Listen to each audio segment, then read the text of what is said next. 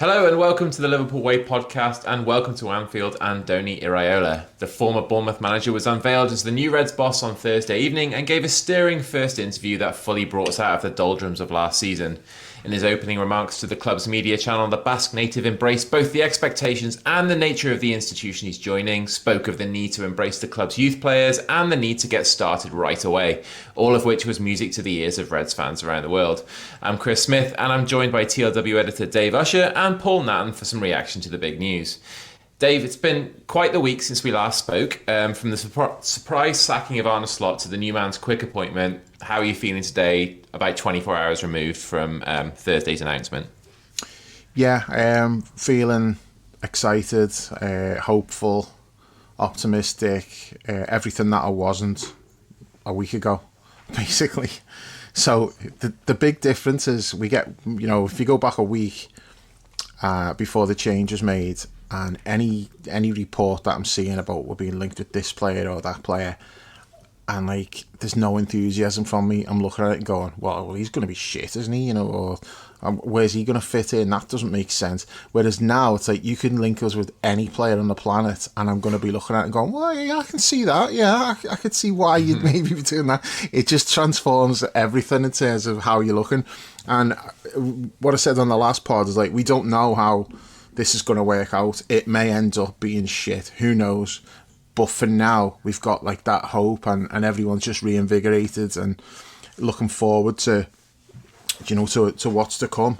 And I do think the biggest thing really is the style of play. We're all looking at that and going, yeah, that's what we want. And from my point of view, it might take a while. It might not. Who knows? But it might take a while to get the results that we want. But as long as we're seeing progress and a plan, and you're okay, well, I can see where this is going. It might take us a while to get there, but let's enjoy the journey. I'm fine with that. I'm not expecting, you've got to come in and deliver a title challenge immediately. I'm not saying it's out the question, but it's not he's got to do that. I want to get us playing proper football, an identity and something to build on, and we can see where we're going. And let's enjoy that. So that's what I'm looking for. And his first interview, yeah, I mean, he couldn't have really... I don't think he could have done any better than he did. There's no point reading too much into any of that, because I thought Arne Slot's first interview was really good as well. And in fairness, he then delivered a league title as well. And then it goes wrong after that. But... this was more stirring, though, wasn't it? Yeah, it was. Different personalities as well, isn't it? Yeah. And this is more... the personality that it reflects the football as well, so that makes sense from that point of view. You can the thing that struck me about the whole thing was I don't think he stopped smiling the entire time. Even when he's talking while he's smiling. He just seemed he's just a bubbly character, really enthusiastic, passionate. And yeah, I'm looking forward to seeing what he does. And the first interview, yeah, brilliant. Love the stuff about being glad that players are away at the World Cup almost because he knows those players. This gives him a chance to look at the players if he doesn't know. So that was encouraging. There's going to be quite a lot of the young players are going to have to go on the pre-season tour because the squad's so small. We haven't actually got that many players at the World Cup. I think it's 10. 8. Is it? Well, Kanate's not our player anymore, so yeah, it's not that many. And there's other clubs who've got more, but he knows those players really well anyway. So it gives him a chance to get the other players working with his methods. And Slot did that in pre-season as well because you've got no choice. You've got to do it. But one of the things that I'm hoping is, and this I don't want to drag up the whole slot thing and the holidays and all of that. So I don't want to go too much into that. We'll talk in more detail about this stuff later on as well. Yeah, just on that though, the point that I wanted to make was when there was all that talk about the players getting too much time off, and there was a big debate about whether that was the case or not, and the club have put out numbers saying it wasn't any more than usual. That wasn't really it for me. My thing was, just because the players are off doesn't mean he doesn't need to be there. He could have been working with the younger players to get them up to speed on how he wants to play, and that's what I'm thinking Iraola's going to be doing. I keep calling him Iraola, that's the West Ham keeper. And he's not a tit. Yeah. So I want to see him working with these young players, because he needs a big squad. We're playing twice a week. The style of football is very intense. You've got to protect players. We've got a really small squad. I don't see us going out and signing like the amount of players that we ideally need. So he's therefore going to have to find a few young players who he can say, yeah, I can trust them to come in and play the odd game when I need to rest people. So I think pre-season is going to be big for that, and it's going to open the door for some young lads who maybe thought that there was no chance for them. So just like Lucas Stevenson, maybe cover at right back, Luke Chambers left back. There's going to be people who were thinking that they were on the way out who are now thinking, maybe I might have a chance here, because it's a clean slate for everybody now. Didn't think we'd be talking about Lucas Stevenson within 5 minutes of this pod starting, but nice. You never know where it's going to go. No. Paul, come to you now. You said just before we came on that you were like jazzed to do a pod where you weren't going to be sort of repeating the same negative talking points. So just, explain a little bit about why you're feeling so jazzed today. Well, I mean, it's just optimism's back, isn't it? Like the possibilities are endless. We're just, everyone knows what an emotional club we are, and everyone knows how the way it feels is so important to us, and I'm no different to any other Red. I want the thrill of Anfield. I want going the game. I want to be excited by what we see, and that possibility of all that has returned in spades. I think of all of us, I was the most certain that Slot would go, and I going a long way back and stuck to my guns because I just couldn't see how they'd keep him. But I have to say, when we got to just before the announcement that he was going last week, even I was starting to think, flipping heck. I'd given myself probably to Sunday after the Champions League final to think that's kind of the cut-off. I know there was the whole stuff about his coach and that, but I just thought if you go beyond a week, because the last game was on the Sunday, I thought if you go beyond the week, it's not happening. Yeah. But so I'd kind of set that timeline in my head, and then the news came through, and it just felt like, so people might find this distasteful. It was just such relief to me. I was just so absolutely relieved that we can move forward. And then this guy, fantastic. I mean, it's clearly a risk. Let's not pretend otherwise. It's clearly a risk. Never managed in Europe. Never managed 3 games a week, which is what it will be at its most intense. Never won anything. And all of that sounds, if you think about what the qualifications are for being a Liverpool manager, all of that sounds a little bit suspect. And yet you look at the positives, and also you look at the wider market in terms of management. All the big dogs are either finished or on the way out or in sort of semi-retirement and winding down in either international footy or like Kloppo, they're doing this kind of glorified world tour on someone else's dollar while he has the time of his life. So this guy, I remember about just over a year ago, me and Terry, who both talked about liking him and liking his footy way back, were talking about being pissed off at the... Do you remember when there was the rumours a year ago that Guardiola was going to go? And obviously he didn't, he did another season. And both of us were thinking, like, we really don't want them to get hold of this fella because he could be something special. And I think, as I said, there are risks, but I just think his ceiling is so high. All the things that we talked about being frustrated by over the last 2 years, the pace and intensity of the football, how attacking it is, the thrills, the development of young players, the use of a squad, the connection with the fans, all of those things that we wanted seem like, they're available again. Now, this is the outset of the journey. It's all to prove. But I tell you what, he made a good start. Mm-hmm. He clearly had put a lot of thought into what he was going to say. He ticked so many boxes. Absolutely loved your piece, Chris, on Always Liverpool, picking out those key quotes. And the one that I'll just mention, which I think it probably jumped out to all of us, was, I want to earn the right to be one of you so we can enjoy it all together. I mean, he knows us as a club already. Clearly, as he said, the bond isn't there yet, but he understands what Liverpool is about, and he's pointing himself very firmly in the right direction. And, you know, as I said, clearly he's not stupid. Clearly he's planned that. Clearly he'll have seen the things that Slot got wrong.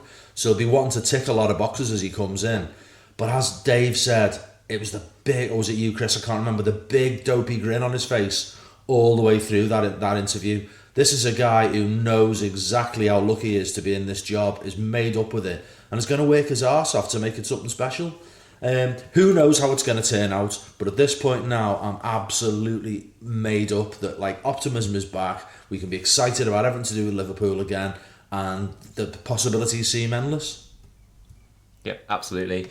I think the thing, just on that quote, the one that you mentioned about wanting to enjoy it all together and earn the right to be one of us, what he's done there is he's invited us into the process from the get-go. Yeah. Like he that's something that we never really got with Arne Slot, you know? Like, if you involve us and if you bring us along for the journey, then we'll have your back.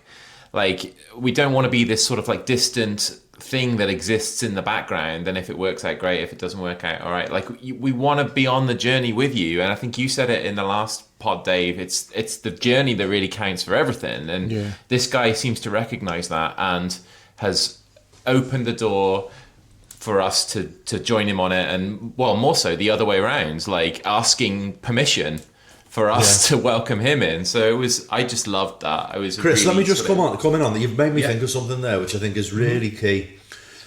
All the noise around Slot sacking from outsiders who do not understand Liverpool, talking about, I thought they were a patient club, I thought they were a fan base that was different.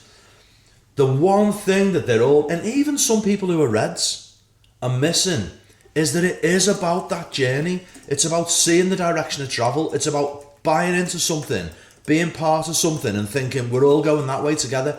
It doesn't have to be perfect. It doesn't have to be immediate, but you have to see that you're going somewhere. And we all, I think, pretty much to a woman and a man as Reds, recognised that the bus had pretty much broken down. The journey was going nowhere. It had ground to a halt. It was rumbling on its last fumes of petrol. And I think the journey is all, and that, as you said, that invitation to be part of a journey, that's exactly what we want to hear. Mm-hmm, definitely. Dave, what was it from the interview that you mentioned, the sort of getting the young players in the academy involved from that early stage? What else sort of stood out to you from his opening remarks? I just think he hit the right tone with all of it. But there's a point that I want to make, really, is I've seen, obviously there are risks involved and there are potential negatives that you can look at and say, well, he hasn't experienced having to play European football and all of that stuff and the demands of it all. He's not experienced the goldfish bowl of being at a massive club like this where everything you do is scrutinised. These are all fair points. Also the tactical side of it, where coming up against low blocks all the time and teams are going to play different against Liverpool than they do against Bournemouth. All of that's relevant to a degree. But something that's annoyed me a little bit is the talk that, like the Brendan Rodgers comparison, for one thing, that's annoyed me a little bit. But also, like, what are people looking for? What do they want when they're like, I wouldn't be having somebody in who hasn't... You've got to win something before you get the Liverpool job. Okay, so you've got a list of all of the managers out there. Define win something. You're not going to talk about, he's won like the what is it, the Copa del Rey or something. You're not going to look at that, are you? So you're talking like won big titles or European Cups or whatever. Well, if you're like fishing in that pool, you're not really going to catch anything, are you? Because there's we're not in an era where there's like loads of these managers about and you're taking your pick from the best of them. Find me someone out there who you can say he's won the big titles, he plays the right style of football, he's used to dealing with big players, he's available. All of those things, and there isn't anybody. Like the closest you're going to get to it is Luis Enrique, who's not leaving PSG. So you're not going to tick every box that you want in a manager. You're going to have to make some compromises. So I'm happy to make a compromise in, well, he hasn't won anything at a top level because he's not managed the team where he's expected to do that. He's not going to win anything at Bournemouth. If he does, it's like it's a miracle. But he got Bournemouth to like within 2 or 3 points of us. 3 points, I think it was in the end, wasn't it? Like, on the Champions League. Yeah, he got them like sixth in the league, despite losing 4 of his best players at the start of the season. So I mean, this before like we'd even hired him. When I'd done like my last roundup of the season, I had him as like manager of the year. And I didn't even think twice about it. It was just obvious to me. The job that he did was incredible. Yeah. And I'm also biased because I've been saying all season, Bournemouth's the only team I actually enjoy watching. So if we're not playing and I was going to watch a Premier League game, and I rarely watch games, I rarely watch live games. But if I'm looking for on a Saturday afternoon, I think, you know what, I'm gonna stick a game on here. I'd be like, who are Bournemouth playing? I'm looking at that because I enjoy that style of football, and there's not really any other teams who play that way now. I quite enjoy Leeds, to be fair, in a different way, but again, that's because Leeds just fucking run everywhere. It's high energy, they're chasing about, you can see the effort and the fight that they're putting into every game. Most teams, it's not great to watch. It's just, I don't like this slow football and set piece obsession and that. That's not Bournemouth. I mean, they're almost as bad on set pieces as we were, so that's a concern that does need to be addressed as well. Definitely need to tighten up on set pieces, but in terms of the style of football, that's what I want. And the whole thing about you can't play the same way with Bournemouth as you do at Liverpool, to some degree, yeah. When you've got the ball, it might be a bit different, but without the ball, I still want to see like pressing high, winning, quick attacks. We did that under Klopp. I know like Klopp had to adapt his style to some degree because you've got more of the ball than the other team, and there's times when you are going to have to just be a bit more patient, and they call it resting with the ball as well, so that's another thing. But without the ball, no, I want to see us just flying at teams again, because that's what we didn't do. I mean, there's loads of videos at the moment talking about like Iraola's style of play and comparing it with Slot's style and that. And there was something on, I think it was a Redman TV, and they were talking about like how Slot always wanted to defend with one extra. He always wanted to have the extra man back rather than forward in the press, and Iraola's the opposite. And I'm like, yeah, I want to see that like press. I don't want to see us just sitting in like 2 banks of 4 and blocking off space. I want to see us pushing up, because teams were just playing through us easily anyway. It's not like that worked. So it wasn't even effective. So I'd rather us, he who dares wins football, go and try and win it, and if they play through you, they play through you, fair play to them, but don't just sit back and make it easy for them. So yeah, without the ball, I think his style, he's not going to have to change too much. He may need to adjust things in possession, because yeah, we will have more possession than Bournemouth had, although Bournemouth's possession last year was higher than they've had in previous years, so I think he has changed their style. And he's only there 3 years as well, so it's a process, isn't it? You've got to build. The league's trending that way as well, Dave. Yeah. So like the dominant teams were getting like the mid-60s possession even 2 years ago. It's now down into the 50s. It's not. You're not getting teams who are just dominating the ball all the time. Guardiola's moved City away from that. Well, Bournemouth had 50%, so that's not that much less, is it really? Yeah, that's right. They're not a team that just doesn't want the ball, and like the likes of Everton with the 35% possession, or Arsenal with the 35% possession. That's not who they are. So yeah, I'm not particularly worried about that aspect of it, and I think he's a good coach. He'll find a way to adapt to that. And he's dealing with much better players for all of that. Not to diminish the lads that he's had at Bournemouth, but he's got them punching at the top of their game. He's now picking up world-class talents, and some of the issues that are a concern are addressed by having like great one-on-one defenders. Well, yeah, we've certainly had that. Maybe there's a question mark at centre half now. We need to see how that pans out with the new boys. But Virgil is still a great one-on-one defender, great one-on-one goalkeeper. We've still got that. So we can't dismiss these things. We need to see how he addresses them. But I'm not. These are not like massive worries I've got going into the season. Yeah, same. Paul, I'll come to you on this first, but it was quite a surprise when the terms were announced, or at least the terms had been agreed, that he was only signing a 2-year contract with us. I thought people went out of their way to explain why that is quite well. But what do you make of that? I mean, I have to say I was alarmed to start with. When I immediately saw it, simply because of my what's the best way to put it? Let's call them doubts about Michael Edwards and the way he's running the club. Is it yet another power play? It's another diminishing of the role of the person in charge of the first team, because he's not, despite what we'll all continue to call him, his job title is not manager, it's first team coach. So I wondered if it was an element of that. That was quickly dispelled because that follow up came quite almost immediately. Really, it was almost as soon as that query appeared online, the answer was there. I can't tell you that I'm completely fine with it even now. I certainly feel that it's him that's driven that rather than us. So in some senses, that big worry is gone. And I like the honesty and the integrity implicit in what he's saying.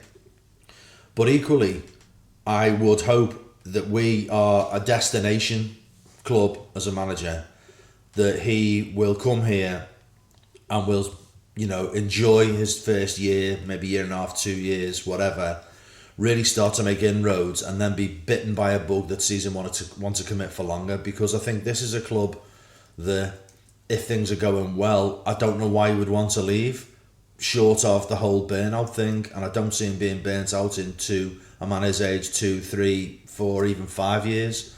I'll be wanting to see that hunger there to go and really deliver something special. So there will remain in the back of my mind always that kind of doubt about, how long will he continue to be part of this journey. I think we're a club that, despite the fact that Slot has gone after 2 years, that loves its managers to build connections and to build bonds and to do a substantial piece of work over time. And I would hope that this guy is the same. What I just don't want is that gets curtailed in what I would regard prematurely. But we'll have to see. That it's not something I'm particularly focused on, but I can't pretend it's not still there in the back of my mind, because it is. I would just hope that those bonds are built and that just changes his mindset around that whole thing. Although as he's alluded, it's something he's done throughout his career and it's something he sees almost as cultural. Yeah. Dave, I think Paul did a really good job of explaining that there, but we've had a lot of situations over the last few years where people have got into the last year of their contract or heading into the last year of contract. We've just talked about it for months with like Slot and Edwards and Hughes, and then it was Mo and Virgil and Trent, and that's coming up not too distant future for Szoboszlai as well. Is there a part of you that thinks okay, well, this time next year we're in a manager who's got 1 year left on his contract? No, I do think it's different with managers. It's vastly different with managers compared to players. So, as Paul said, I mean, he's signed 2-year contracts his whole career, and usually after 1 year he signs again for another 2. With Bournemouth, he was only there the 3 years because he did such a good job. He knew, okay, now I can take the next step up. But you feel like this is, okay, there's always the spectre of Real Madrid. But as a manager, I just don't know why you would want to take that job. You look at what happened to Alonso, and he's not the first who that's happened to. Yeah. I don't see somebody like him. Why would you, if you're doing a good job at Liverpool to the point where we're wanting to extend your contract and that, and you've only been here a few years. I mean, it's different if you've been here 6-7 years and you've won a lot and you're ready to move on. That's fine. But why would you want to think, you know what, I've got a good thing going here, I've built a good team, we're successful, now I'm going to go to Real Madrid? Not concerned about that. The only concern that I've got is that other comment that was attributed to him where he said the second that his family says, actually, we're not happy, we want to go home, he's like, I'm going home. So maybe that's why he doesn't want to sign long-term contracts, because he doesn't want to tie himself into something like that. Because at any point his family might decide, actually, we want to go back to Spain, and at which that's when he's going to go, okay, well, I'm going. So I think it's more to do with that rather than a fear of another club taking him. Or, But at this point, I'm not even thinking about that. Let's just get the season underway and see how we go, and worry about that when the time comes. But if things are going well, I don't think it's going to be an issue anyway. Yeah. And I suppose as well, the thing to consider is when a manager is approached by Real Madrid or another one of these behemoth clubs, we can say our own club, like, you know, managers that we've appointed have kind of been in the past attached to other clubs when we've gone for them. Doesn't stop it happening, does it? Like, it just means we get a few quid in compensation from, you know, so if he decides he wants to go, and then he'll end up going anyway. So I suppose it doesn't really matter that much. It's just sort of that kind of, like, are you surprised that the club were so accepting of that, and they didn't, maybe they did, but don't seem to have pushed a little bit harder to get him for 3 or 4? Nah, it gives them a chance to see how things are going as well, rather than have to.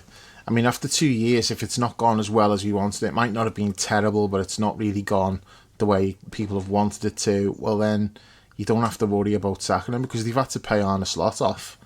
Like, I read somewhere, like, they got 8 million quid or something like that. I don't know, whatever it was. So so Hughes will have known plus the going staff in, as well. You know, the staff who've gone with him. And one interesting thing is that Iraola's staff at Bournemouth are still under contract, but he wasn't. So how does that work? He's obviously, he only wanted the 2 years for himself. He's not bothered about security, but he's maybe insisted that his staff are getting looked after with longer term contracts, which I think says a lot for him. Yeah. You know, because Klopp was always like that as well, you know, wanting to look after his staff, and that wasn't he? So remember when he got the new contract and turned down a pay rise and wanted the money split between his staff instead? Yeah.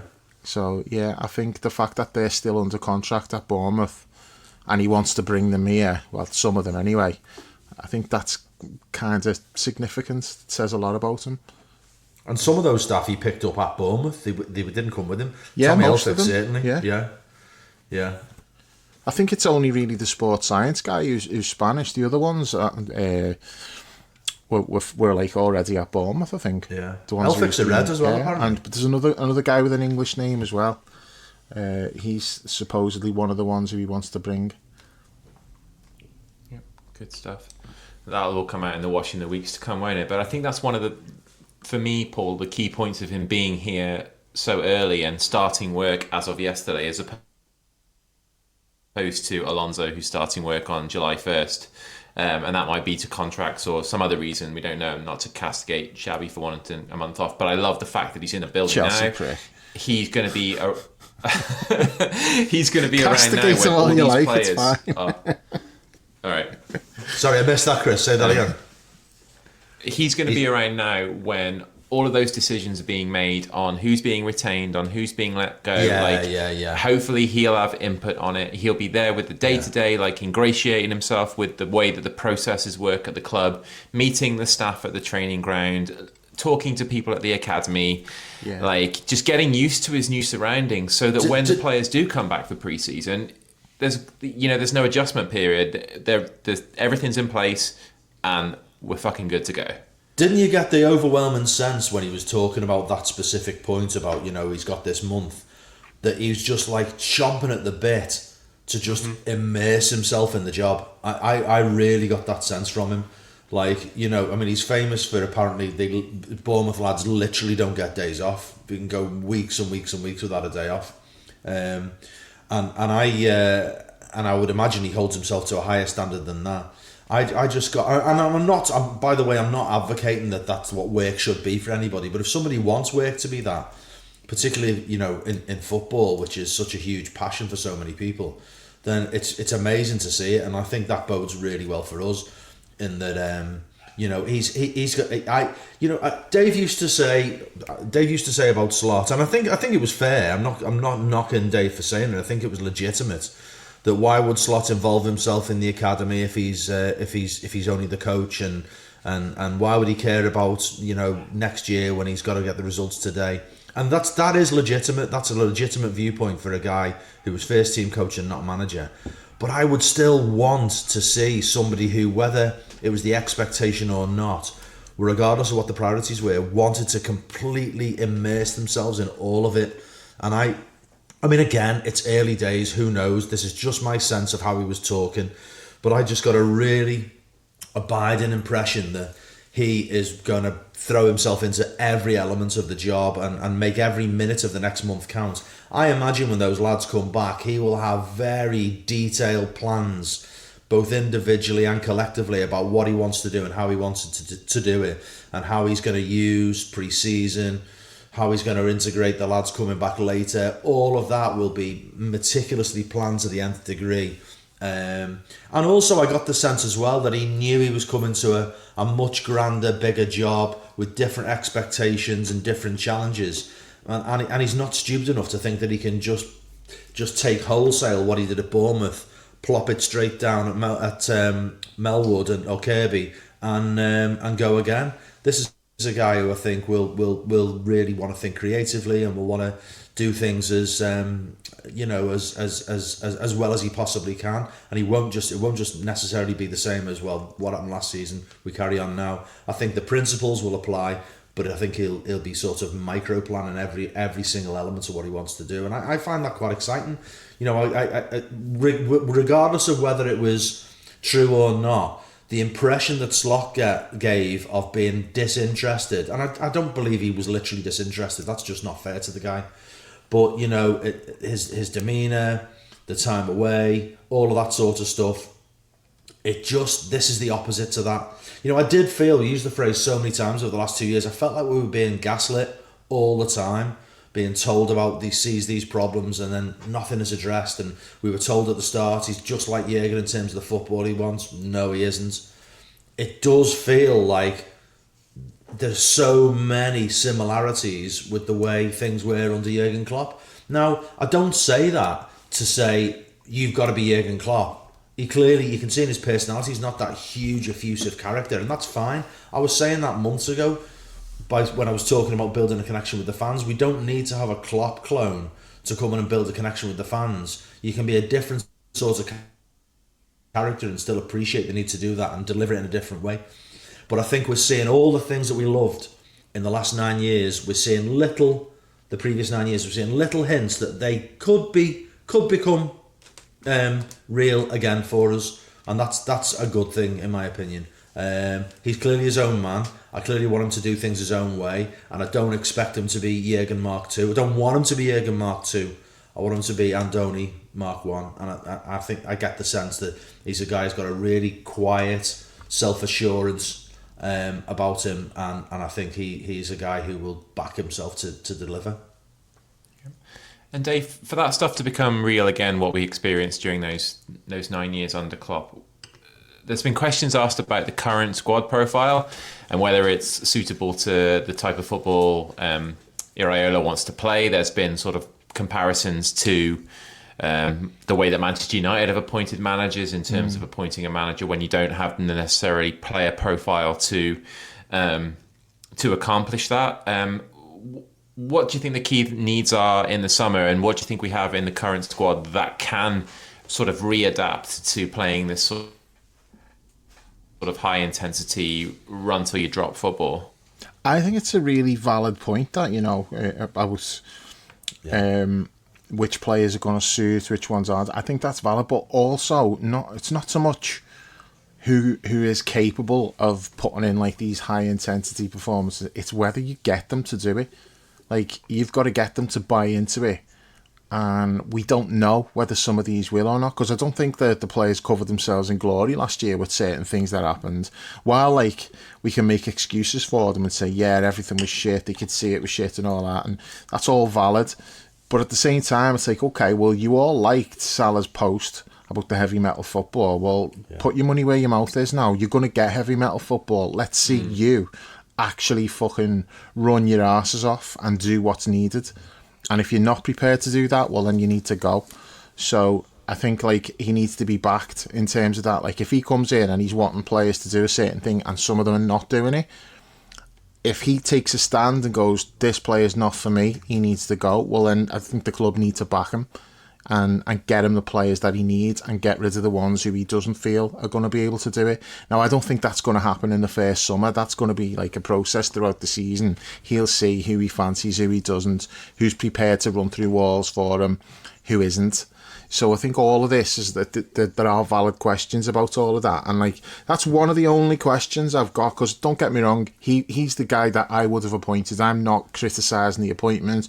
I've not got like significant doubts over anything. There's a few little questions that need to be answered. One of them is he going to be able to get these players to buy in? Because some of them, I feel like, I don't want to go as far as to say that they're dickheads, but I have got a suspicion that some of them might be.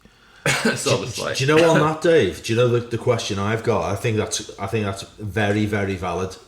The question I've got is who's his Adam Lallana? Who's his James Milner? You know, when Kloppo walked in the door, he had those two leaders in the dressing room and on the training pitch. And Henderson. And Hendo, of course. Sorry, how could I forget Hendo? So he had three real leaders in terms of setting standards in training, and that is maybe there are clearly worries about the squad in terms of the skill set that we have collectively. You know, we're lacking pace, we're lacking width, we're lacking bite. But maybe in terms of mentality and leadership, that's another big gap, and I would like to see them. Gap. Really is. I'd like to see. They're clearly pivoting towards younger signings, younger than we did under Klopp. You know, they're signing players who are teenagers and in their early 20s rather than 23, 24. And I would like to see them make at least one signing. Doesn't have to be a first teamer, someone who's going to be your nailed on first 11 player, but at least one older head who's got really impeccable professional standards, who'll come in and be a big voice in the dressing room to help Virgil, set the standards for these players. Do you have someone in mind? I quite like the idea of. I'm not absolutely sold on this. I quite like the idea of Jarrod Bowen as an option. If we can get him out of West Ham for a reasonable fee. You know, he's 29. He's still got a bit of pace about him. He's versatile. He can score goals. He would be delighted to join Liverpool, I would have thought, and would not expect to walk in as the number one. But I think he would also see an example of someone like Milner who joined us at 30 and had 5.5, 6 amazing seasons with us. So somebody like that, I'm not 100% sold on him by any means, but I think he's a good example. You know, he's captain of his club, very experienced player, impeccable professional. And I think someone like that would be helpful. I'm sure there's other options out there that I've not really considered. I'm not sure there is, Paul. I'm not sure. Maybe. You know how you do it? I think you have to, and this is something that we're all totally on board with. I think you have to do it by like getting someone like Milner on the coaching staff. You may not be able to do it by getting a player in. Yeah. It may need to be like the coach. And to me, that's like an ideal thing to do if you get Milner in. Thiago's being mentioned as well. I'd have no objections to that, but I think Thiago's going to be more on like the technical, tactical side of things. But just having Milner there, just as a tone setter, just like telling people, no, that's not how we do it. Totally agree. I think such a shame he'll almost certainly be wanting a year off before he does anything else, because he's just done 24 years as a pro. I'm sure he feels he owes his family something. But then, I don't know. If you don't ask the question, you don't know. He might feel he can't turn Liverpool down. I don't know. Maybe he's got no interest in that at all. I'd like to at least think that we were asking that question of him specifically. Yeah, because I mean, I agree with you in theory. I just don't know if that player's out there who you can bring in, because they're a dying breed. They really are a dying breed. I'm not necessarily sure it's like a massive prerequisite either, because can you point to anyone at Bournemouth that he had that was like, yeah, this is the guy that really it was collective there, wasn't it? But I suppose what I'm Exactly. thinking, Chris, is I want somebody to help kickstart it. I think Yeah. year 2, year 3, you've got that collective culture. Maybe I didn't make that clear earlier. When Jurgen walked in the door, he had 3 big leaders in the dressing room who were instantly receptive to the culture and helped set that culture straight away. It's the culture setting, I think, that's important. And I'm just not sure who those players are. Maybe he'll go. I mean, there's so many rumours flying out about transfers right now. Maybe he'll go and get somebody from Bournemouth and bring at least one Bournemouth player with him, and he will help with the culture setting. I don't know. I just think he'd like, amongst the players, an individual. Totally hear Dave's point about bringing an ex-player as coach. I think that'd be brilliant. But yeah, maybe just somebody who's an actual player. That remains to be seen how we handle Bournemouth isn't Liverpool though in terms of the culture. You know, it's what's expected of those players is not what's expected here. I meant in terms of intensity. No, I know what you mean. But the point that I'm making really is like, and it was, you know, when Chris B was on with us, he made this point that it's easier getting players to run themselves into the ground for Bournemouth because it's a stepping stone and they're trying to catch the attention of bigger clubs. Yeah. Liverpool's like the destination. Yeah. And once they get there, you've got to get them to still carry on running, and that's where you're going to find out who we can trust and who we can't. Yeah. But I mean, I think somebody said, wasn't it, that it's the difference between wanting to play for Liverpool and wanting to win for Liverpool. Yeah. Sorry, and like, this is something that it's not a big issue in the grand scheme of things, but I seen somebody saying the other day about like, we've got to appoint a new vice captain, and I'm looking at it and going, who the fuck do you give that to? Like, ideally, I'd probably give it to Joe Gomez, but we don't even know that he's going to be here. Alisson or Joe Gomez, yeah. But the goalkeeper is your vice captain, not ideal. You really want it to be an outfielder, especially a guy who misses games. But I'm looking at like other people, and I'm like, do not even suggest Szoboszlai. I'm not having that. Yeah, I'm not having me vice captain like being him with his attitude. And that he's certainly not this side of a contract renewal. Yeah, and it's nothing to do with like ability or anything like that either. You know, and he was our best player last season. I'm not dismissing what he's done on the pitch. I'm just talking about leadership qualities. And he is not somebody who I want as one of my tone setters. We've had a vice captain run his contract down and leave on a free. We don't want another one doing it. Yeah. So I mean, I remember there's seeing not that many people that you could give it to though. No, I agree. I remember seeing Szoboszlai in one of the tournaments. I don't know if it was the last one or the one before for Hungary, and he's captain for them, and he was absolute disgrace. Like, the complaining, the body language, the throwing his arms up constantly. I was like absolutely disgusted with like how he behaved during that tournament. And you know, he's not exactly covered himself in glory in the last few weeks. I'm never going to forget now what he does for us. I will never forget that kind of snide gesture at the fans in whatever game it was, with like the shrug and that sneer across his face. Like, you know, we're giving you all this and that's what you're giving us, like standing in judgment of us. That will never go out of my head. He's a player. I can say this might sound petty. I don't give a fuck. I just know it's absolutely true. Will never love him, and I can pin it on that moment. Doesn't matter what he does for us. I'll appreciate him. I could think he's a great player. I could think all of those things, but I'll never truly love him because of that moment. That was a kind of an entitled, "This is about me, not about you" gesture, and it was absolute fucking bullshit. So that to me is not really something, an attitude or a mindset that I want associated with anything near our captaincy, and that includes the vice captaincy. I actually think that moment, like the still photograph of that moment, it perfectly encapsulates the season. Yeah. You know, when you look back at that season, that's the photo that's gonna make you go, yeah, I remember that season. It was shit. Yeah. I suppose there'll be some clarity about the vice captain situation that comes through the comings and goings, right? Because otherwise it would probably be by default somebody like Maka, a senior player who's won the World Cup and won the Premier League and the Copa America and has the seniority and plays in the middle of the park and plays every week. So you know, you're probably looking at somebody like that as the guy. But then again, you know, there are I wouldn't object to that, Chris. I just think Maka's race is run, but I wouldn't object to him as an individual. I'd be fine with that. It's got to be Alisson, and it's not ideal, but it has to be. I think you're giving it to anyone else, and you just think there's questions. I don't know. Whereas if it's Alisson, you're like, okay, it's a goalkeeper, it's not ideal, but it's Alisson, no problem. Yeah.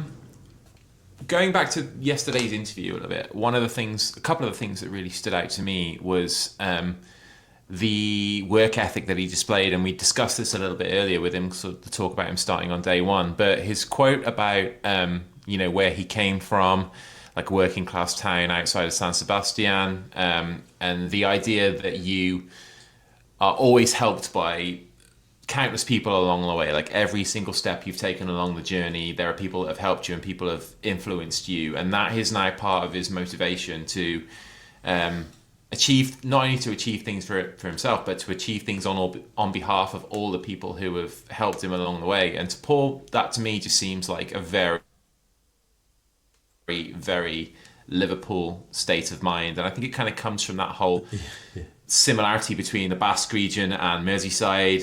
That's a hugely shared culture there, and I think he's just such a great fit for us in that respect. Yeah, it does seem that way, doesn't it? I mean, I know we're all desperate to leap on every word and every gesture and every element of his backstory to find connections, because those connections have been lacking for the last 2 years. But I do agree. I do agree with you. That sense of humility, that the quiet self-confidence underpinned with humility is a really, it's a very Scouse thing, isn't it? Really, it's kind of like on the pitch in terms of the football, really back ourselves, rate ourselves, know what we can do. Off the pitch, don't think we're any better than anybody else. You know, that sense of I'm just a normal fella. You know, I quite liked, you know, as an English teacher, I quite liked to hear him talk about, you know, there was an option when he retired to go and get a bookshop and run a little independent bookshop, and I quite like that unapologetically idiosyncratic for a footballer way of viewing himself and communicating about himself. You know, loves a book, loves to read, and quite open about that. That's not something you'd tend to hear football men say very often. But he has absolutely no sense of embarrassment about that at all. He's his own man. There's a quiet confidence there, but he's a humble man. He's a family man. You know, those are things that we've touched upon. There's so many touchstones for us that we could. There's points that we can. So many elements that we can relate to, and the parity between, you know, San Sebastian and Liverpool is really clear. Those links are really clear. They're both sort of port cities. They both see themselves as different, other to the rest of the country. They both have a deep ingrained sense of self and sense of culture locally. There's a great pride there. They both suffered adversity, and I think, I do see what you're saying, Chris. Absolutely. Mm-hmm. And Dave, another one of the quotes that I really liked was how he mentioned it's also a big responsibility to be the Liverpool manager as much as it is a privilege. And this was the key passage for me, where he said all those people want to be represented properly, with the identity and the values, with the identity of the football and the values of the squad. Now, to me, that spoke to like two things. It meant identity through the way we approach the game, the way we play, the way we express ourselves, but also like the Liverpool way as well, to excuse the pun. Yeah, I think that is significant, and I don't necessarily see it as like a dig at what's gone before, but it's two things really that we've not been particularly happy with. So like the style of play and the culture that what we've seen, rightly or wrongly, the impression that people have got is, well, the impression that some of us have got is like it kind of felt like a little bit of a holiday camp last year. It wasn't like the way things were before, where like, you know, the players are like running themselves into the ground. It just, the style of play, all like the narrative around like the city breaks and all of that stuff, whether it's fair, whether it's not fair, whether it's accurate or not, doesn't matter. That was the impression that people were getting, and it's something that we need to get away from. Like, we need to see this is a team that's like working the bollocks off. And you go back to the quotes from Curtis Jones after PSV, I think it was, when he said about, we want to get back to being like a team that everyone hates playing against. That's what we want. That, you know, we might not always win, but I want us to go to Anfield knowing that this team's got, if they're going to get something, they're going to have to really work for it. They're not just going to turn up and pass the way through us, and like so many teams were doing last year. That needs to stop. I want to see a team that works hard and fights for everything. And I also don't want to see like players where I'm like, oh, he's a dickhead, you know, I'm not having that, you know. I don't want to see that. Now, maybe this is just an age thing, and maybe the generation of footballers now, you're not going to stop that. This is who they are. They're going to be on social media, dressed like clowns, just tone deaf, just like being dickhead. Maybe that's just how it is now. you know, there might not be I don't anything know, Dave. I don't know. Maybe there's nothing you can do about that, or Look at that maybe kid there is something you can do. You shared that video with that kid today, didn't you? Hayden, whatever his name is. Look, Hayden Murray Home, yeah. First time I clapped eyes on the lad, but that was that video was really, really impressive. I thought for a kid who's what is he, 16, 17, something like that, and he's just a normal Scouse lad, humble, loves his footy, a fighter on the pitch, came across really well. He was talking the language, you know, of a Scouser playing for Liverpool, and I think some of them are seduced by the Instagram likes. No, of course, but they're coming from a good place. These boys, they're coming from a good place, and they get a good upbringing and a good education in our academy, and they come from good families as well. You know, so I think some of them can be knocked off track, but if you are on a conveyor belt, which we want our academy to be into the first team, and it had been for so long, and then that seemed to have got stuck a little bit and broken down again. If you get that conveyor belt running again, you're going from one great culture under Alex Inglethorpe to another great culture under Andoni Iraola, then the dickhead tendencies are going to be knocked off the rough edges. I think. I would hope anyway. I think it's that's if you're bringing players through, of course. Most of them are going to be signings. But I just don't think you should equate wanting those those good values only with people our age, because there's a load of dickheads our age and there's a load of great kids around, and I think it's about culture. It's about culture. It's about leadership. It's about education in the family home, in the academy, and in the club and the team and the training pitch. And I think we can have whatever we want it to be. We've just got to want it enough. We've got to set those standards high enough. I think you're absolutely right to have those concerns. I'm not knocking that at all. I'm just saying I think I want to hope for the best now with this guy coming in, and I want him to set that bar right up there. And the players need to rise, or they need to fuck off. You know, I was the first one to be saying well over a year ago, it's not the players, it's the manager when it's all of them. But I wasn't abdicating the players of responsibility. The players bear responsibility for their own performances. I think it's very hard to deliver in a poor culture. When the culture's right and their delivery is not right, then it's the players. So let's get that culture right, and then we'll make judgments on them. And I think Iraola will start making those judgments straight away. And if they don't want to be part of it, sound, any one of them can go for me. I don't give a fuck. You know, there's still a couple of players there that I absolutely love, and a couple of them I know would not want to bail out. They'll give their best. The likes of Alisson, Joe Gomez, Virgil. These are not fellas who are going to let you down. I love Curtis, but if Curtis doesn't want to be part of it, well, all right, off you go. You know what I mean? I want every single one of them to want to buy into this, and if they don't want to buy into it, see ya. Yeah, you know the first thing that needs to go is the Mo's coffee bar. Just get rid of it now. There's no Mo, and I don't want to be seeing videos of them all just sitting around that coffee bar. Just get rid of it. Yeah. Sorry to the lad who runs it, and if he finds him another job, but I'm not wanting to throw him on the scrappy. Or at least get it off the cameras. Move it away from the main entrance. Yeah. Yeah. It's not going to be the same without Mo anyway. That's why it's called Mo's coffee bar. Dave, you mentioned that you're not sure it's possible and to have sort of like the no dickhead culture anymore, or whatever the exact words you used were, but it's not impossible to have that culture where everybody sort of buys into the nth degree. As much as we hate this current iteration of the Arsenal team, like, say what you want about them, but they are fully bought in. Like, they run themselves into the ground for that manager and that ethos, and the way that they defended on like last Saturday as if their lives depended on it. Like, it can exist, although we don't like those lads and we think that they're dickheads. Like, the one thing you can't throw at them is their work ethic and their commitment and their buy-in to that culture, as reprehensible as that culture seems to us. How is that even possible, though? This baffles me. How are those players not looking at Arteta and going, "You fucking dickhead"?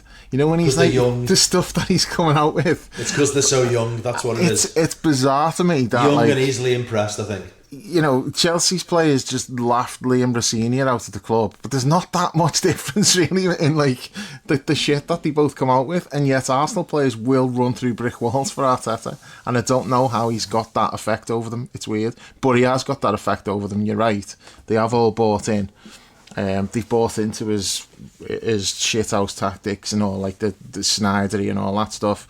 Yeah, they've completely bought into it, and that's a squad that's all pulling in the same direction. And yeah, you need that.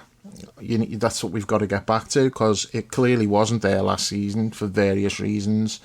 But I go back to what I said before. It's like, all you players who liked Mo's post, let's see you actually deliver on it now that you've got the opportunity to play this football that you supposedly wanted to play. Okay, yeah. I want to see you all fucking running yourselves into the ground now.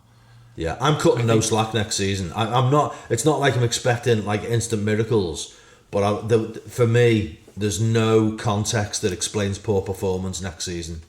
There's either lads who want to be part of it or lads who don't, as far as I'm concerned. When you're the outset of something, when you're starting something new, you either buy in or you go. It's as simple as that. And I don't care who that applies to.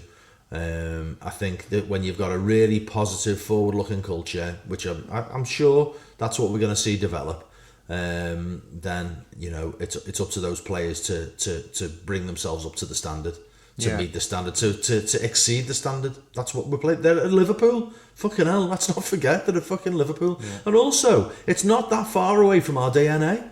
It's only if we're talking about the last 2 years, there was a big culture change, and I think it's maybe. I feel it started the minute there was a change in manager. The title were notwithstanding. I know a lot of people will bristle at that, but I feel that like there was that culture change pretty much from the outset. But let's call it a 1-year blip or a 15-month blip or whatever. There should be enough in the DNA of the club and the dressing room to be able to flip that switch back on again and to go, oh yeah, this is what it feels like to be part of something big, part of something special, part of something serious. This is why I think Curtis Jones is important. Yes. And you mentioned whether like he would be willing to buy in. Well, I think he would, because of that interview that he gave after PSV or whatever it was. Yeah. But he wants to get back to that. He's desperate to get back to that. He's one of those who applauded Mo's post. There was reports of him having a poor relationship with Arne Slot. We don't know the specifics of that, but we can read between the lines and sort of gather that was the case. And I think this is a massive summer. Curtis Jones is in many ways indicative of what's going to happen over the next few months, because if he stays, and if some way they can get him down to a new contract, he's the one with that DNA in more ways than one, right? He came through in the Klopp years, he came through the academy.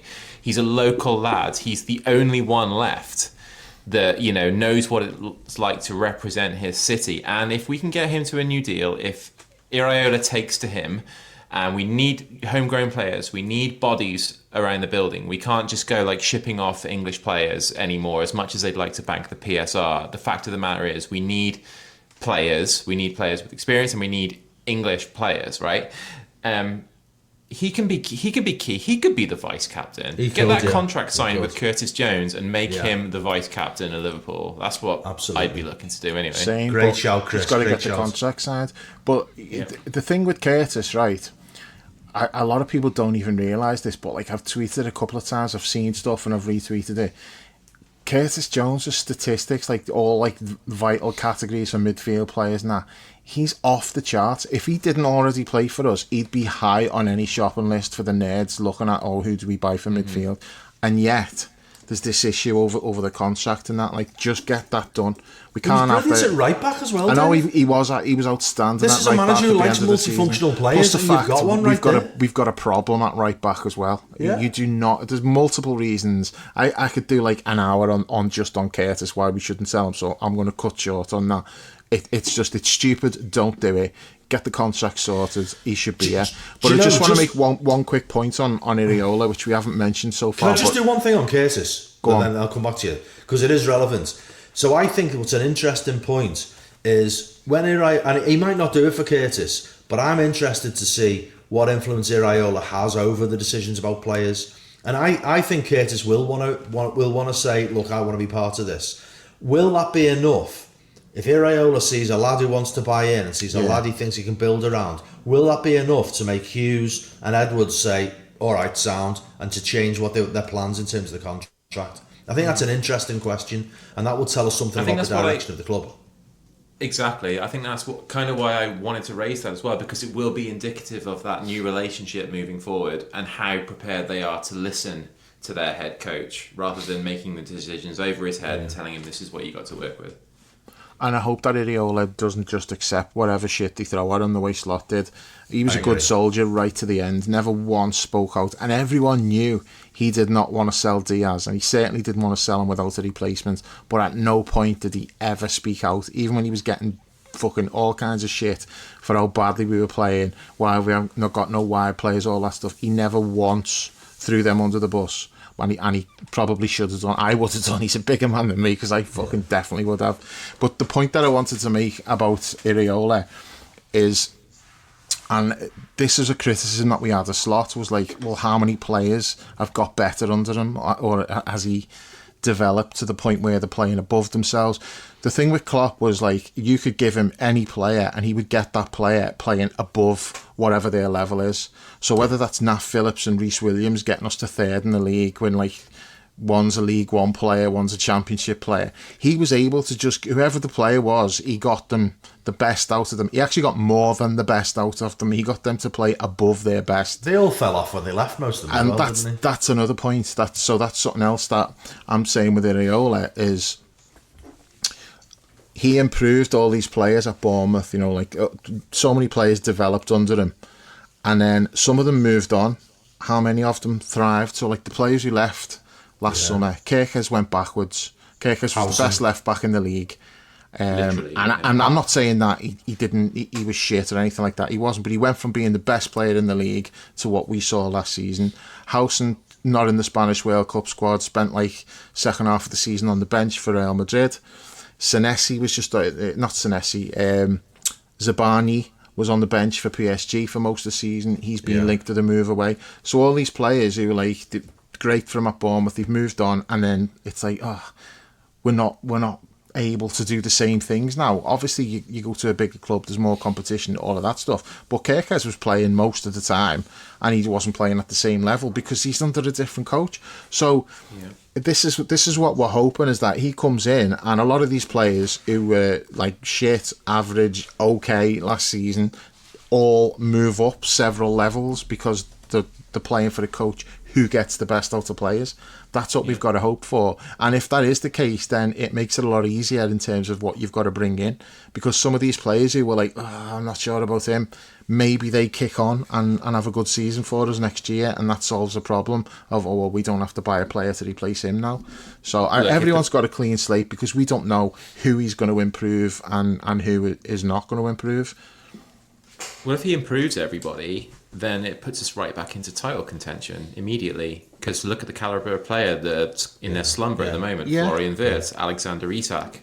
You know, you mentioned Kirkes as well. And I just wanted to pick up on something you said about the lads who left Bournemouth. Look at the calibre of the club who signed those players. I know. Who looked at them in that team. Real Madrid, PSG and Liverpool. City went to City.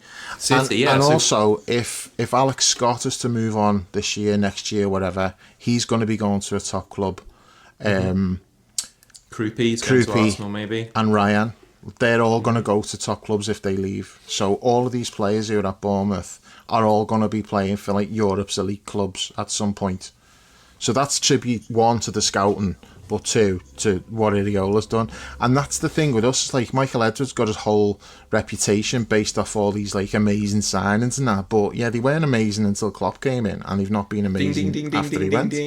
Sorry, I'm just ringing the Michael Edwards owes his entire reputation to Jurgen Klopp bell. Yeah, and how long have I waited to do it? I was talking about Lucas Stevenson in the first 5 minutes. I could have just weighed straight in on that, but I didn't. But that's the point, though. The point is like a great coach makes these signings look amazing, and then when you haven't got that great coach, the signings look like Wirtz and Isak, who are not bad players. It's not like we've bought shit players, but we maybe bought the wrong players for the style that we were playing. So now we still don't know whether these players are going to fit how Iraola wants to play. Hopefully they will, but we don't know that. You'd like to think that because Bournemouth did play with a number 10, that should suit Wirtz down to the ground, but there's no guarantees. We've got to wait and see, haven't we? But he has got a track record of making players look better, so fingers crossed that's what he's going to be able to do. Paul, in terms of making players look better, there's one in particular that I'd love to see welcome back into the fold and continue his trajectory before Jurgen Klopp left. And I think you know who I'm going to say, but I find it impossible to be objective about said player because he's my boy. And I love him to death, but I would just love to see. And the quotes yesterday from Iraola opened the door to that. I think they were almost specifically designed to, or inclusive of Harvey Elliott. We were saying, not season just gone, the season before, bring Harvey inside, and then we were talking all this season about. Well, certainly back in the summer, I think, before Harvey went out on loan, when we signed Wirtz, we were talking about Harvey understudying Wirtz. So that idea that Harvey is an understudy for Wirtz, that's been around for over a year. That's something that's a no-brainer. There's nothing clever about saying Harvey Elliott is absolutely perfect to be an understudy in that role. It suits his game, it suits his attributes, and it also suits the very physically attritional football that we're about to start playing, because the one thing that's absolutely nailed on is that we need more numbers in this squad, and we haven't got the money. I mean, by the way, just want to make this point right now. If the beat journalists start talking about how Liverpool haven't got much money to spend, that's absolute fucking bullshit. They absolutely have. They've got massive scope for both wages and for signings this summer if they want to. This summer can be as big as last summer was if that's what they want. In fact, they've got more scope on wages now that Mo's going on $500,000 a week has gone off the books. So I just want to get that out the way. But they do need to bring in numbers, in my opinion. I'm desperate that some of those numbers will be younger lads who are coming through from the academy, but we need more numbers in terms of more senior pros, and Harvey is absolutely perfect for that. At the very least, spend a season having a look at it. He's a game changer. Bring him off the bench. 20 minutes to go. You've depreciated his value ridiculously with this absolute fucking bullshit deal that you did with Aston Villa. So at the very least, get his value back up and see whether it works, and then ask your man in charge what he wants to do in a year's time. But the one thing you absolutely know is that Harvey Elliott will jump at that chance and give everything he's got to make it work this season. And how can that be a bad thing? Yeah, so it's serious motivation for him, right? Coming back in. And he's got that clean slate as well now, as opposed to somebody who was willing to let him sit there and rot at Aston Villa. Yeah. I mean, he's still got two people above Iraola that were willing to let him rot at Aston Villa. I tell you, I reckon Iraola would fucking love him. What's there not to love? Fucking hell. He's always left us wanting more, I think, Harvey. And maybe that's due to him never really getting a run of games where you get the chance to get sick of his downsides. But whenever I've seen him, whenever he's come off the bench, he has been impactful and left you wanting to see more of him. Still so young, Chris. Still so young. Yeah, exactly. Fits the age profile, fits the homegrown quota, loves the club. Similar to Curtis in that respect, didn't quite come through the academy in the same way, but spent time there. I just think it's a no-brainer to keep the pair of them around and have them as cornerstones. Maybe they are the boys that I was talking about before. Maybe they could be that. The culture setters. Yeah, the culture setters. They've been, as young as they are, they've been there and done it, and they've played in title-winning teams and been at the business end of all the major tournaments, won things. So I see and they know what Liverpool is, don't they? They know what we are. Yeah. And this summer, we're not looking to... It's different to last summer. Last summer, we made the signings that we did to kick on a bit more from where we were. Well, we've taken a giant step back now. So this summer's almost like, let's get back on an even keel to a place where we can build from again. Yeah. And those two players... and we're talking about Harvey, so I'd say Harvey in particular, and it gives us the opportunity to do that. And like I say, I'm completely unreliable when it comes to him because I'm massively biased, and I think of him as like a family member or as like my son Harvey Elliott. So what do you reckon, Dave? Oh, I'm totally with you. I think the way he was treated last season was absolutely disgusting. Not enough was made of that, and then we should have been up in arms. The fan base should have been up in arms in January when he was left there. That was disgraceful, an appalling way to treat him. And hopefully he can come back and re-establish himself here. And nothing would make me happier. But I've got a feeling that they will try to just cash in on him. All right. Which again comes down to what we said, like, will Iraola say, no, I don't want any of these players to leave until I've had a good look at them? Hopefully he will, but I think if they get an offer of like 30 million, 25, 30 million, I think they'd take it, which pisses me off, but it is what it is. Maybe what Paul said will work in our favour, in that they've diminished his value so much that nothing close to what we think he's worth will now come in. So it almost works in our favour that they can't ship him off for enough money to make it worthwhile to do it. And having him as a homegrown body around is actually more valuable than not. I don't know though, because he's coming off being Aston Villa's player of the season, probably. Did you vote in that too? I did. So I mean, that might get his value up there, mightn't it? They had a great season as well. They won a trophy, qualified for the Champions League, and he's the player of the year. My mate Aaron sent me the link to the Aston Villa Player of the Year poll, and he said, "You know what you need to do." It's been all over Twitter. I think loads of people have done it.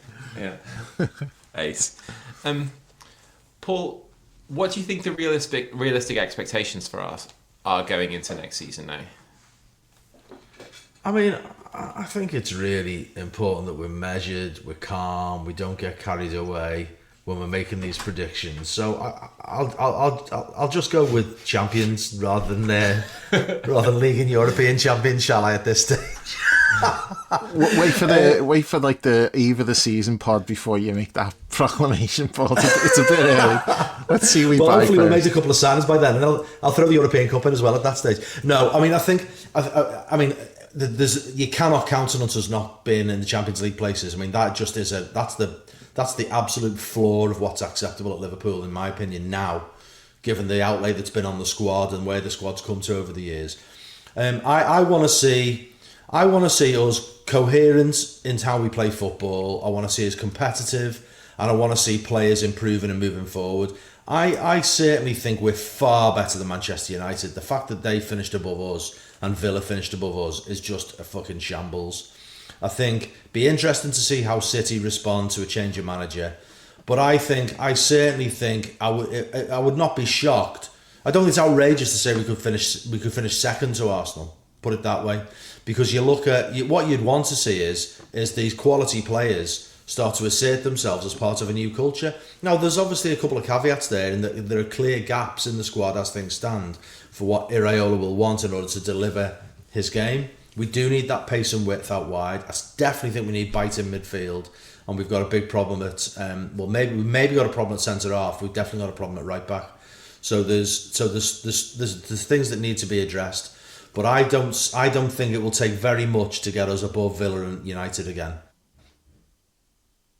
And after that, it's a question of where are City, where are we, where are Arsenal. But I certainly think, top three I think is eminently achievable. But it's more about the culture set, the response of the players, the response of Anfield. Getting Anfield back again, fucking hell. The Anfield was maybe the strongest it's ever been as a fortress under the Klopp years. We just never lost at home, and then that's absolutely been demolished over the last season. So I would love to see that back again. So you get those things back, then sky's the limit, really. I think season one, to expect trophies would be a bit crazy, really. I think when we can't. We need to reflect again on what we said about experience in terms of Iraola, not played European football, not won anything, not dealt with elite players, not had to face low blocks. So some big questions he's got to answer there. But if he gets the culture right, I think the quality of the players will carry him a long way. Dave? I want to see improvements, I want to see a plan. And you're thinking week by week, okay, we're building on something here, it's getting better, and it doesn't have to be great straight away, as long as I can see progress, and I want to enjoy going to Anfield again. I want to be able to look forward to going to Anfield thinking, we're going to really get after these today. Might not work, we may lose the game, but I want to see us just playing like full throttle again and get Anfield bouncing, because last year that's our superpower. And it was just like a big, massive fucking dollop of kryptonite had just been dropped on Anfield last year because it was just awful. Dollop of kryptonite. We accepted all those. We accepted those things that you said there, Dave, under Klopp when he was setting out. You know, that idea that it was for a couple of years. It was a process. Yeah. So all these dickheads outside the club who say, "Oh, like impatient fan base, they know better than anyone else." They're just carrying the prejudices about Liverpool, and they're trying to find a hook to hang them on. That's bullshit to say that we don't have patience and we won't accept dips and challenges. We absolutely will, but there has to be some sense that it's purposeful. There has to be some sense that we're going somewhere, not we're meandering or grinding to a halt or the bus is broken down. Yeah. So there's no one will be expecting win after win after win. There will absolutely be patience, but you just want to see that progress that you mentioned. Mm-hmm. If you could take one player from Bournemouth and bring him with Iraola, who would you be picking, Dave? Ryan, because we're desperate for wingers, and he's really good. I can't argue with that. I don't think that's a bad shout. I like the lad in the midfield with the energy. Alex Scott. Yeah, I really like him. What about our boy Tyler Adams, Chris? Yeah, I mean, I'd be up for that. I'm not sure he's got the ceiling that we need, but in injury terms prone, of, isn't he? But he's injury prone. He's kind of what we need. That kind of like engine room guy who's going to charge about a bit and get amongst people in the way that the midfield hasn't really last season. But the injuries are a concern, and I'm not sure his ceiling is as high as maybe somebody else that we could acquire in that position. Like Scott has a higher ceiling, I think, even though he plays more of a number 8 type midfielder. But yeah, I wouldn't be adverse as a kind of like, this is a player who's going to come in and improve us type deal. Yeah, it's got to be Ryan, but he's got a buyout clause. The centre half of that contract. He's going to Tottenham apparently. Fucking hell. I think it's more or less agreed. Yeah, Senesi. I think it's more or less agreed. He's going to Tottenham, but he's a lefty anyway, so it doesn't solve our problem. Okay. Virgil could play on the right. Do you really want to move him at 35 though and say, right, you've played in the left your whole career, now you're going to the right? Virgil handle anything, I think. I don't think I'd want to be doing that. Is there anything you guys think that we haven't covered about the managerial appointment and what the future holds before we move on? No, I think we're okay, but I think we will be back over the summer when we're signing players and stuff, so it'll all get covered as we go. But I think for now, in terms of first impressions and that, I think we've said all that we need to say. Yeah. Do you want to do a little bit on the rumours that came out just before we went on the air that Bayern Munich have seemingly identified Rio Ngamoa as someone that they want to buy? So strange, isn't it? Yeah. Such a strange one. I mean, I think... First of all, it's not going to happen, so let's just... Well, do you know... I broadly agree, but, how stupid are Bayern and how desperate are Hughes and Edwards for income? It's just bizarre that Bayern would target a player with that level of experience from a European rival who they know are going to have them over a barrel. They know that if you want to take that player from Liverpool, for his age and his experience, it's going to be huge money. So you're not going to be getting him. You're going to be paying a lot of money with a lot of inherent risk in that, like, his body's still developing. He's not capable of playing 90 minutes every week. You've no idea where his ceiling is, really, because he's only just at the very outset of his journey. He hasn't really got a body of evidence behind him at all. So you know that if you were doing, let's say he played that season he's just had at Bournemouth. Let's say he's had this Liverpool season at Bournemouth, and Bayern wanted to take him. They could get him for a modest fee. Get him from Liverpool if they get him at all. If this lad absolutely tries to force this deal and we say, all right, here's the price, and we set something crazy like, I don't know, 50, 60, something wild. Bayern, if you pay that, that's just bizarre move for a player with that experience. Mm-hmm. So what are they thinking? That suggests to me there's been some internal encouragement. Because it just doesn't add up otherwise. It's so strange. And if I'm him, why am I wanting to jump out at this point? This is the time when you want to be all in, surely. Yeah. Dave, you mentioned that there might be some sort of agent shenanigans going on where there might be a negotiation with Liverpool in the offing, and the agents drop David Ornstein a little message and say, hey, this is something that could be on the agenda. Could you? Yeah. Yeah. It feels like a play to get a pay rise to me. Yeah. Because Liverpool are not going to sell him. As Paul said, I mean, if an absolutely crazy offer comes in, then you've got to consider it. But in normal circumstances, there's no way that they're going to sell him.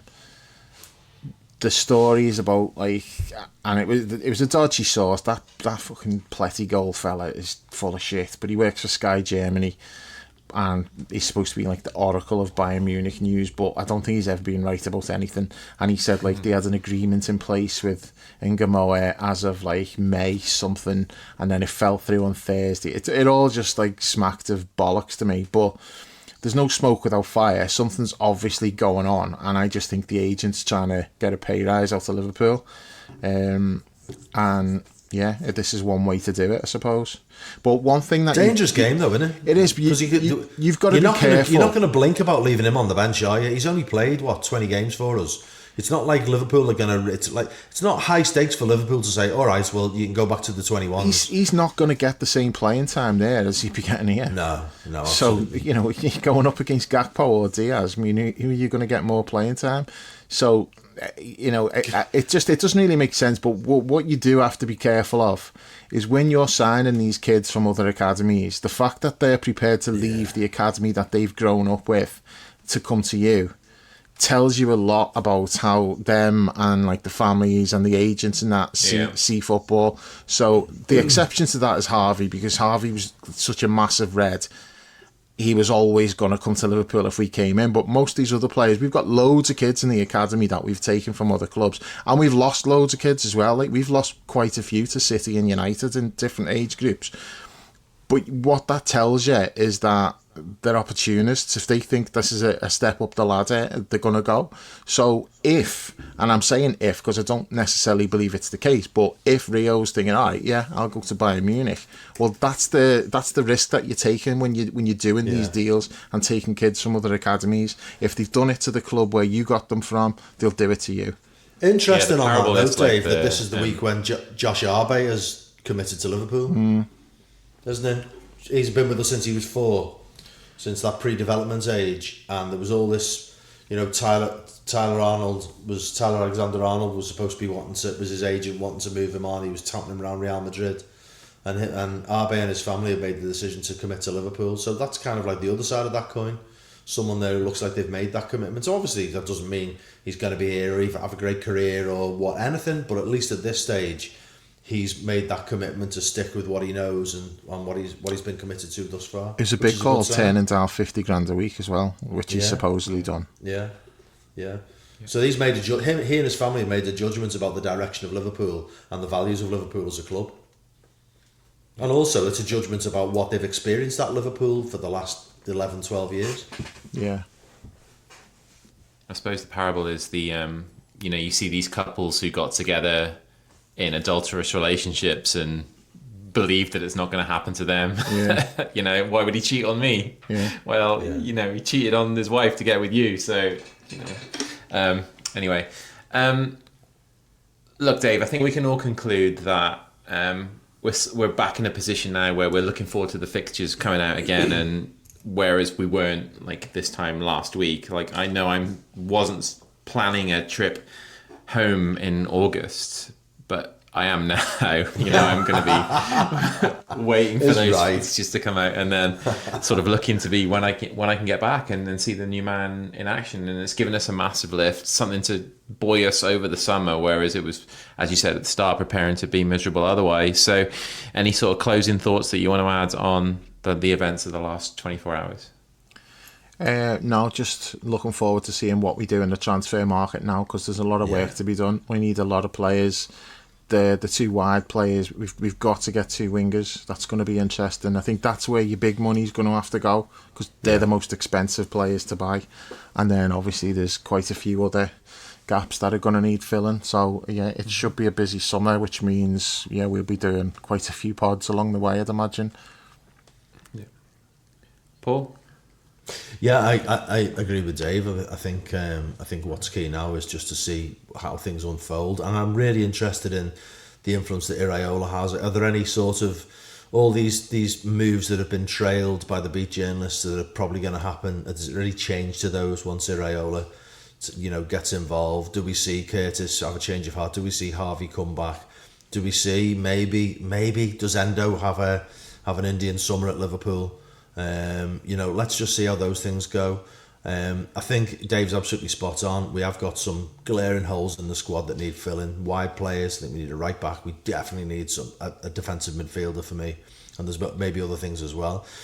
And Dave's right about where the money needs to go. I mean, I think we didn't touch too much on this, and I'm sure we will at a later part as we get nearer to the season and into next season. But the issue of facing low blocks, I think ultimately the way you address a low block at the highest level is by getting the very best one-on-one forwards, and those tend to play in those wide positions. So it's right that's where the money should go, and that ties in with the way Iraola wants to play. So yeah, looking forward very much to all of that, and getting back to Anfield. Get the shorts on, get the t-shirt on, bevy in the pub beforehand, walk up to the ground, buzzing about going the game Lucky again. Star, don't forget the Lucky Star. Lucky Star, of course. The chippy's back is right. Nice. All right, yeah. I mean, that sounds pretty good to me, guys. I'm looking forward to that already. We will be back throughout the summer with pods when there become news. When news becomes available on players that we might be signing, there's still a bunch of stuff on the slate, which we mentioned after the Slot has been sacked pod. And you just know with us that there's never really a day, with Liverpool, there's never really a day off. There's always something happening. Like, we're a bit exhausting at times. So expect the unexpected. And when it happens, we'll be along to cover it. But in the meantime, it's good to bring you a couple of positive pods in a row where we're starting to look forward again and get excited because we were worried for a little while. So thanks so much for listening. We really appreciate you all, and we'll catch you soon when there's more news.